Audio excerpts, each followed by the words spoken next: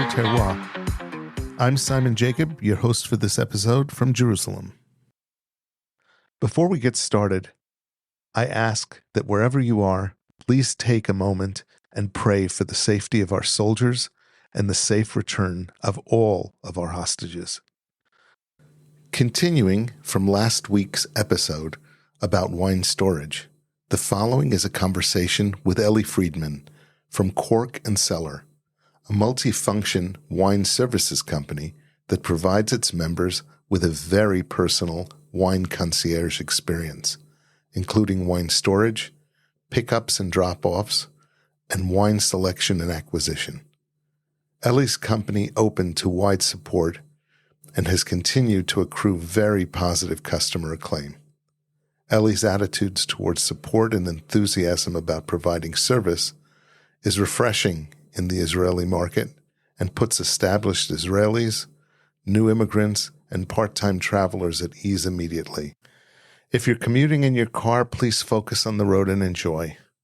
If you're home, please choose a delicious kosher wine and sit back and listen in on this interesting and informative discussion. Welcome to the Kosher Terroir.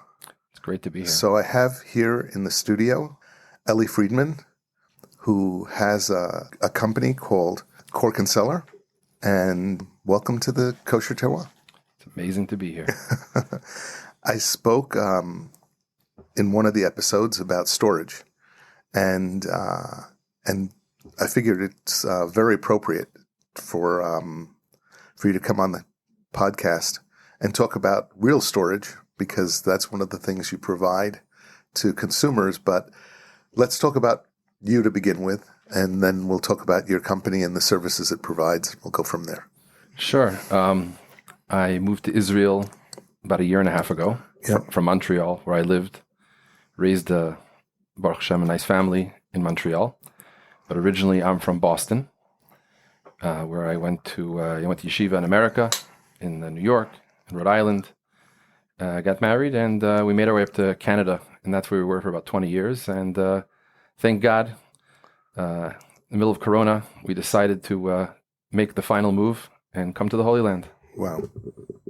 Awesome. So what led you to Canada, of all places? It's, my wife. Your wife? They're Canadian. Okay. My parents are from Boston. She's from Winnipeg. Okay. Montreal was somewhere in between, part of a, what they call a pshara, an agreement. Halfway between. Halfway. Yep. Very cool. But you had to learn French to do that one. I learned French. I picked it up. I learned Hebrew when I got to Israel also. Okay. But I guess the French helped me a bit when I got into wine, because I understood a lot more of the terminology that's in wine, labels, things like that. But yeah. So how did you get into wine? What was your first experiences with wine? Well, my first experience with wine was growing up with Kedem Malaga wines, and didn't really inspire me that much. But later on, I would say about 20 years ago, I had my first experience at a steakhouse in Manhattan. My first real, proper dry wine, French wine, and it's been a great journey ever since. I really opened my eyes, my taste buds, and every day we discover more. It's really an amazing thing. Any specific wines that you've had in life that have really been of note, that have really made you, think, wow, these are crazy?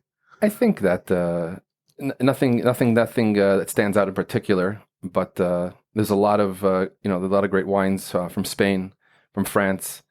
Israel is there's just so much going on in Israel. California has really done a lot for me, but it really depends on my mood. It depends on what you're in the mood for, what you're eating. Everyone's different. I don't like to lock myself down. I like to be very flexible when it comes to different tastes, and always looking to try new things. Very cool. Yeah. All right. So I saw you at Sommelier. I was particularly blown away by how many wineries I didn't know. It was just amazing to me. I'm used to going in and seeing old friends and what have you. There are the big ones were there. Golan Heights, Carmel, yeah. So they were all present, but there were so many little wineries that it's just amazing. Yeah, it's like it happened to the microbrewery revolution in America with all the beers. We had our Bud Light and our Anheuser-Busch and Miller, and then all of a sudden the microbreweries blew out. It started with the Boston Lager Company, Samuel Adams, and then after that, every single possible flavor. I think as Israel ages, the vines are aging and the potential is really bursting forth, and a lot of people are taking advantage of that. And the world of kosher wine is ever expanding, and people are finding their niche, and it's a beautiful thing. It's a beautiful thing. I think it creates a healthy competition in the market, and it propels the quality upwards. So let's talk a little bit about your company and what sort of services do you Number one, how did you think of even starting that here? All right, I'll tell you, but I don't think anyone's going to believe it. When we were talking about moving to Israel, I said, what am I going to do in Israel? You have to earn a living. I'm still relatively young. And honestly, one Shabbat morning, I woke up and I had the whole concept in my mind. I mean, I always loved wine in my house. We were out of my house. It wasn't really my business. It was my hobby. Always buying and selling and trading and advising people and collecting and drinking. And one day I woke up, it was Shabbos morning, probably 5 a.m., and I literally had the entire thing mapped out in my mind all of a sudden. I know it sounds weird, but I do weird sometimes. The concept is that anyone who wants to have a wine cellar, anyone who wants to learn about wine, who wants to become educated about it, in Israel, I'm your man, meaning that I provide a facility where you can store your entire collection. We have an app where you see everything that you own. You can order it at a click. You can visit wineries all over Israel, have whatever you want shipped. You're on a tour, you're here for vacation, you're planning on coming back again soon. You can order it. You just give them my address with your name on it. You ship it, and we receive it. We catalog it. We put it into your private cellar. We upload it to the app. You can see it live when it's there. People come for a lot of times for smachot, and they, particularly people aren't really storing cheaper wines, but if they're having a large crowd, I'll get you any other cheaper wines that you want for your simcha. We provide alcohol. Obviously, that comes along with the wine business. And recently we got into cigars. Seems to be a very, very popular thing, especially the Americans coming to Israel. They want to enjoy Cuban cigars that they really can't get in the United States. And cigars have really taken off also as a complement to what we do. But I also do, I do wine tastings. I'll come out to your family get together, or your simcha, or Malava Malka, or Sheva Brachot, and I'll come and talk to you about wine, and introduce new things and educate people, and raise the bar and have fun together. It's kind of a thing I do. It's all it's the concierges, but it's everything you can think about wine. We're gonna do it for you.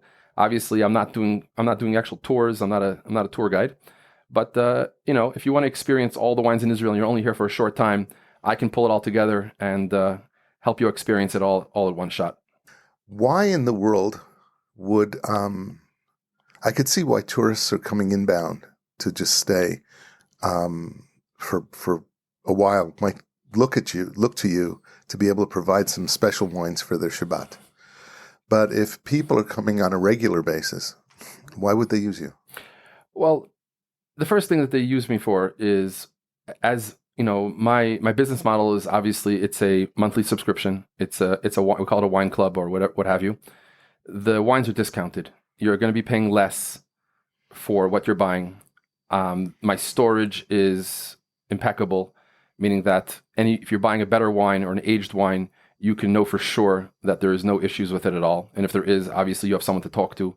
Service in Israel hasn't yet come up to the American standard that people are used to, and I aim to provide that. And just in general, people want to have someone to take care of when they're here for a short time, that they don't have to think about it or worry. Everything is taken care of. There's no questions asked, and I really provide that upper level of service that people enjoy and appreciate because of the short time that they spend here.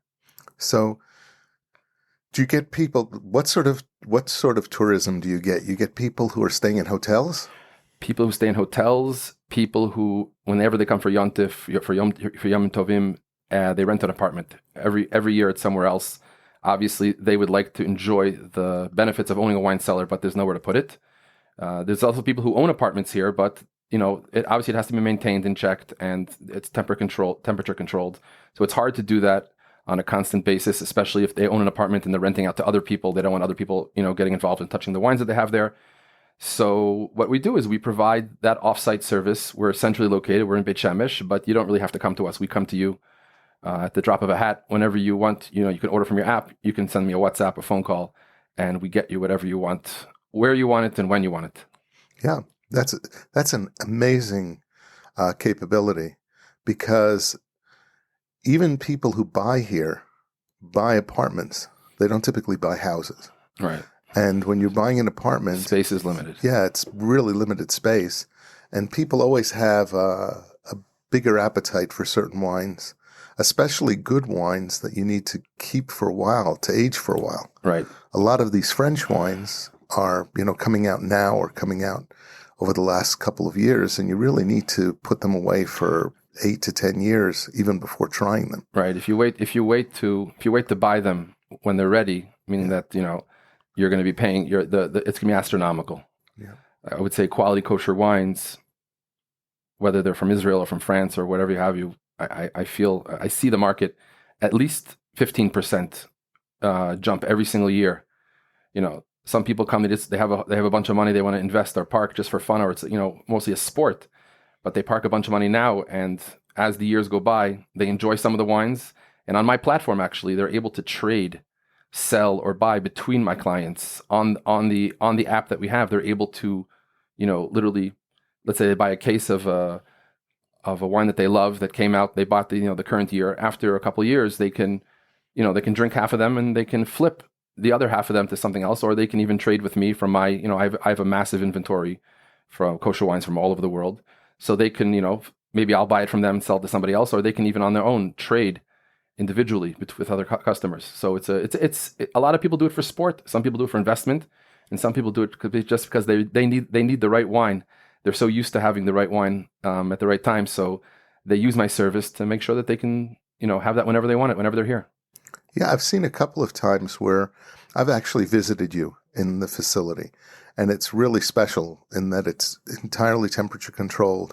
It's in a basement. It's solid. There's no issues of vibration or typical issues that you might have in an apartment building. It's not near the middle of, not next to a highway or something, so you don't have cars rumbling right next door to it. But it's accessible and available, so yeah. It's really kind of the best of all worlds. Yeah, we even have plenty of free parking, which is hard to find. But yeah, it's humidity controlled. It's under very, very tight security with 24-hour cameras that are monitored, and even the temperature control is monitored live with on an app on my phone. If there's ever something that goes down, it's automatically dealt with, and people's wines are very safe. They're insured. They're insured beyond their value, so okay. No one has to worry about that. Very cool.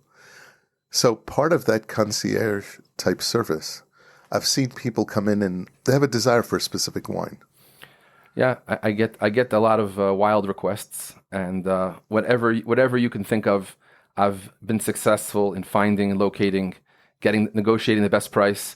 I actually had someone called me up and he says he needed a Yarden Yekev Kela. Yeah. 2000. He said he wanted a 2011, 2014, and people that I called, he goes, yeah, they kind of remember that bottle. So I said, what do you need this bottle for? He goes, well, my name is Jordan and my wife's name is Kayla. And this is Yarden, that's Jordan, and Kayla is Kella. And every time we make a simcha, we like to open a bottle of this.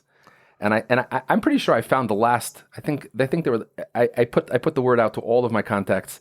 I think I found 2 bottles. I bought one of them, and I think there's 1 bottle left. I'll tell him he can afford to have 1 more child if there's 1 bottle left, but he's gonna have to hurry up. Very, very cool. What are some of the craziest stories that you've run into? Things that you've encountered? Anything? No. Crazy stories? Not really crazy, but interesting and different stories. I should say that. Well, in Israel, every day is an adventure, especially with the war going on. Yeah. The total change in the economy, the way the wineries are functioning. So we've had to, adjust to the lack of tourism. Although most people are very hopeful and excited about coming back to Israel soon, we've really focused on Americans who are living here, who who have discovered what we do, and we're enjoying that a lot. So you keep stock yourself. So you have stock of different wines. I have thousands of bottles from all over the world. I have more on order. I'm importing some. I'm actually importing. It's coming in August, Bezrat Hashem. 2 wines from France that have never been kosher. They're coming from chateaus that are probably 200, 300 years old, and I really think it's going to shake up the. They're very, very high end. They compare with the upper level of what's available now in kosher and for French wines. And I think I'm sure you know that 2022 in France was an amazing year. Yeah, amazing year. I always say that, and I've actually had this confirmed with a few people. I said maybe I mentioned it to you that every year when it's Shemitah in Israel, the bracha. To make sure that no one's lacking anything kind of spreads out into the rest of the world. And I think that the Shemitah year in Israel, that we don't really commercially take part of, I think is a tremendous opportunity in other places like France or Italy or even California. Mm-hmm. If a group comes in for a bar or bat mitzvah, what sort of things can you do for family or for? Well, typically they typically have a party planner or a caterer that I'd work with, and if these are people who want to enjoy the good things that I can provide, so we first talk about the menu. We talk about how many meals they'll be having, what they want to serve. We talk about if there's going to be alcohol there, what they'd like to do. We discuss their budget. We discuss their taste and their likes, and we custom design a package that fits their desires, their budget, and what they're looking for. And we make sure that it's a beautiful experience. And if they buy a whole bunch and they're a client of mine, if they don't finish everything, we bring it back. We put it back in their cellar, and doesn't go to waste. They don't have to give it away. It's kept properly, and the next time they come back, it's theirs to enjoy. Very cool. But even if they're here, that's something that they could do through you. You'll prepare you'll prepare the tasting menu for them. I can prepare the tasting menu. I can coordinate it with their caterer so a menu can be prepared, and I make sure that they have, based on how many people are at each meal and what they want to have, and I'll work with the caterer and explain to them, this is the bottle that you'll be serving at this point in the meal. You're going to start with this, all the way through to the dessert. And like I said before, we can even have the guys can step outside afterwards and enjoy a Cuban cigar together. We can make sure that happens also. Very cool. Very cool. So soup to nuts all the way across the board. Soup to nuts. Okay. And if they're visiting any wineries in Israel, they have my card. They go there. They can buy wines that they experience at the wineries, and just say, listen, here, send a couple of cases. Here's the address. It's shipped to them. They don't have to think twice about it. It's there for them, and it's there. Next month, next year, or whenever they want it. Living in Jerusalem, I know one of the difficulties with the wine experience is even if you buy at a winery or you buy from any place, you've got to schlep that wine upstairs. In some apartment buildings, you've got an elevator, but you still have to schlep it around from a garage upstairs to an elevator or what have you. And the worst is when you drop one. That's the worst. You have to get down on your knees, say a bracha, and start slurping. So it's having that, being free of that worry, and especially that schlep is a big deal. Yeah, it's a big deal. I mean, if someone if they own their apartment and they have a small wine fridge, obviously the storage is not that much of an issue unless they want to really, like I know in your previous podcast, you spoke about storage where people, eventually, they start enjoying it and it starts expanding. If they don't have a wine fridge and they're just keeping it on a wine rack or shelving unit, typically, of course, energy costs are very high in Israel. And when people leave their apartment even for the day in the summertime, an apartment can get very hot. I mean, obviously it cools off very quickly because everything's made out of stone or what have you. But the changes in temperature are lethal for the long-term quality of storage of wine. And it's really important if you're going to enjoy wine and continue to enjoy it and improve your tasting. I think it's vital to make sure that you have a proper place to store it. And in Yerushalayim, apartments, there's not a lot of space. So I find that my customers who live in Yerushalayim typically don't want to have to worry about keeping it. And like you said, the schlep. I think another issue is a lot of the stores in Jerusalem are geared towards tourists, and they don't plan on long-term storage, and bottles are stored upright without proper refrigeration. And spending a lot of money on a bottle that's been sitting on a shelf for a while sometimes can be quite risky. I agree. Yeah. I agree with you. The small refrigerators are great for, access, for quick access to bottles that you want. But ideally, if you've got any wines that are of any significance, you want to keep those in an area that is consistent. Consistency is probably the biggest issue. So the cheaper, smaller wine fridges don't really provide that too much.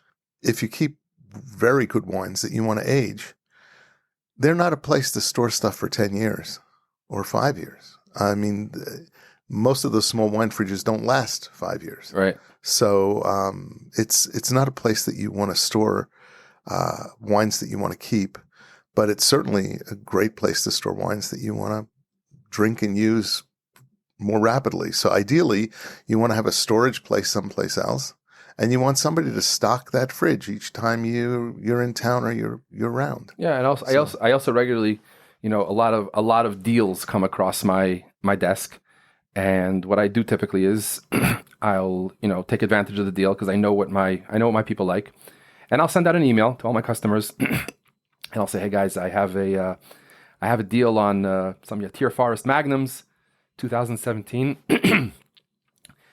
How many would you like?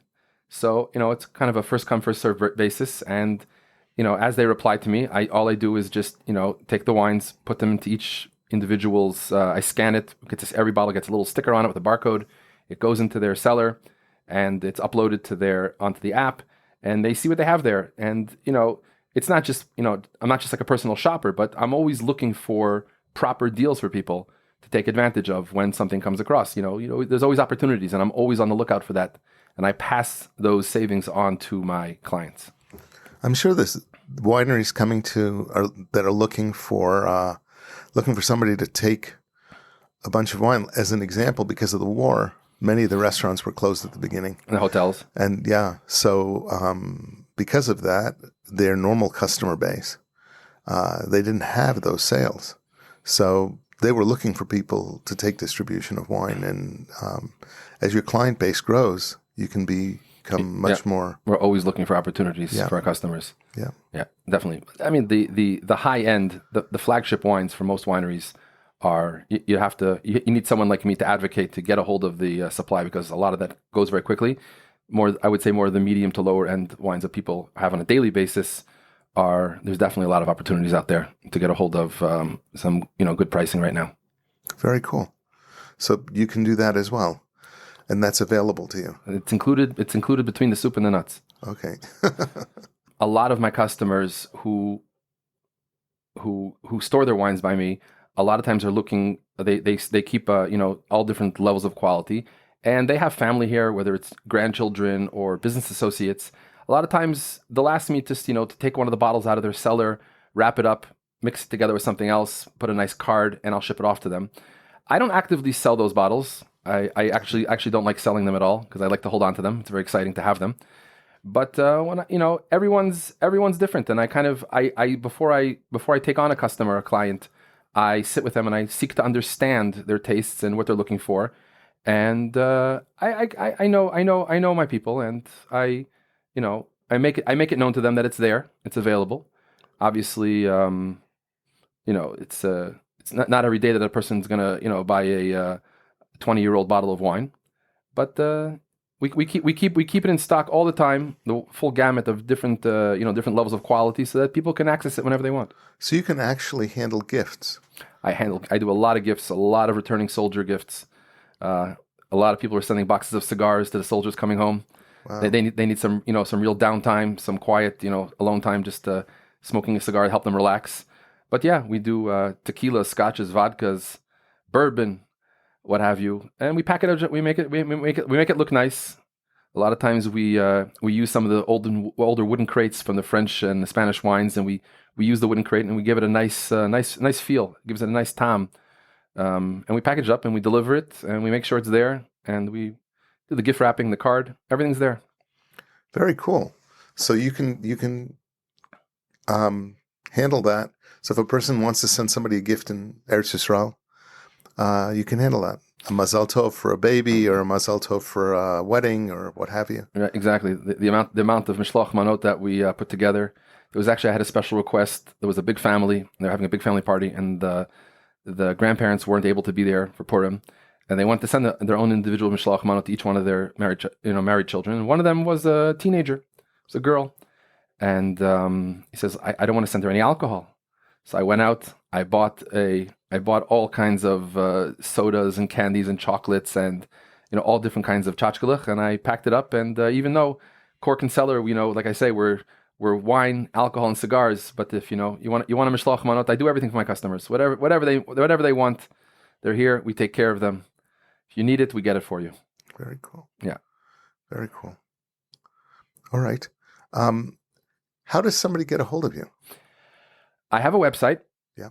On my website, there's a little form to fill out. My personal phone is there. My personal phone number. You can call me 24 hours a day. If I'm sleeping, I probably won't answer, but I don't sleep a lot. So you can count on getting a very fast response. If you go to the website, it's corkandcellar.net. Like I said, my WhatsApp is there. Every one of my customers has a different way of communicating. Some people are email people. Some people are WhatsApp. Some people are phone only. We don't do faxes anymore. The phone number also works on WhatsApp? The phone number works on WhatsApp. Yeah. Yeah, so you can be rest assured you'll get a very, very fast response from our team, and someone will get right back to you and give you the individual attention, take the time, and even those last-minute additions and changes, we can handle it all. What was the fastest turnaround that you ever gave a customer, out of curiosity?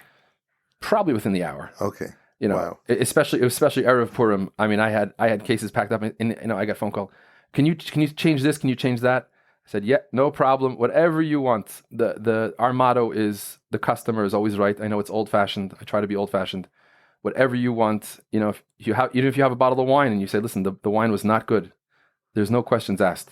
Yeah. There's no questions asked. This is we provide in the soup to nuts is part of the customer satisfaction. The customer experience is next to none. I don't think I've ever had a dissatisfied customer. We do everything the way it needs to be done and the way the customer wants it to be done. So just to be absolutely clear, not only do you service Israeli customers, certainly Americans, you speak Hebrew fluently. I speak Hebrew and French fluently. Yep. So that's where I call it off. I can probably get by in Aramaic, but I don't think the Arameans drink much wine. Your English is pretty good too. Thank you. Thank you. So you can get by all three of those major languages. So I guess you don't have many Russian customers, but no, but I can do a wonderful Russian accent though. Okay, all right. No, but that's great. So really, especially for people coming in from the U.S. who are coming into Airbnbs, yeah, you can arrange for all of their wines. They don't have to worry about getting those wines. Exactly. I also work in conjunction. I have a business associate, a friend of mine, who deals in high-end, let's call it grocery concierge. So if you want your apartment stocked with candies, chocolates, sodas, anything like that, we can arrange that together. He does tour guides and things like that. His name is Nasanel Razin. He has a company called Farm to Family. He's based out of Jerusalem, and he provides unbelievable services. And we do a lot together. I think we have a lot of synergy between us. And he has customers coming in for tours, and we take care of their wine, and vice versa. Very cool. So anybody who's coming in who is coming to stay for a limited period of time, people who have apartments that are here and want to come in and visit, 3-4 times a year for the Hagim or what have you, you can handle those people. They just give me a time, date, and address. If you want to give me the code to your door, I can come and set it up. I can meet you there. I can I can stock your fridge. I can even label everything for you and tell you what to drink when, in case you're nervous that you're going to open the wrong bottle. I can bring you wine glasses if you need, and make sure they're toiveled. I can bring you corkscrews. Yeah. Whatever you need to make sure your experience in Israel is the best experience ever, because we want to try to encourage you to stay. Yeah. We're going to make sure that everything is just everything we do is make sure we put a smile on your face. Very cool. Thank you very much for being on the Kosher Terroir. Pleasure. Really a pleasure. It's been an honor and a pleasure of thank you. Sitting with such a fine gentleman. No, it's great. I know you're humble, but no, it's wonderful to have a service that can service so many people.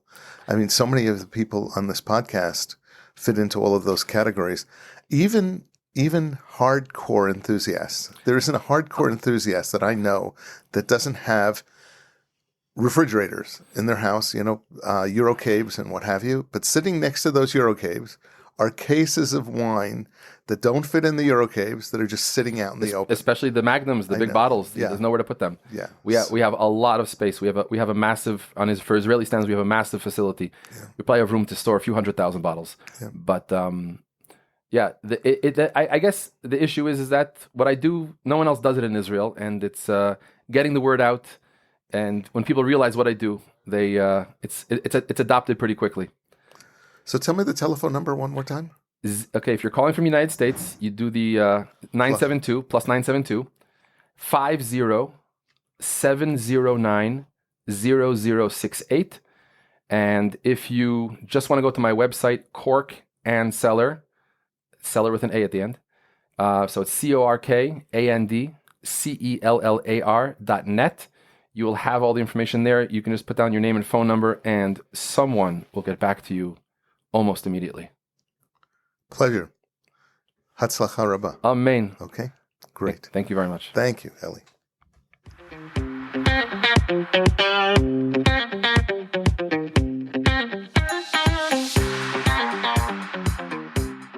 This is Simon Jacob again, your host of today's episode of the Kosher Terroir.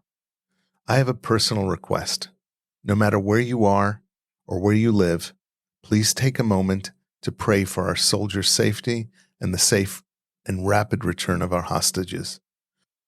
I hope you have enjoyed this episode of the Kosher Terroir. It was exciting and informational for me as well.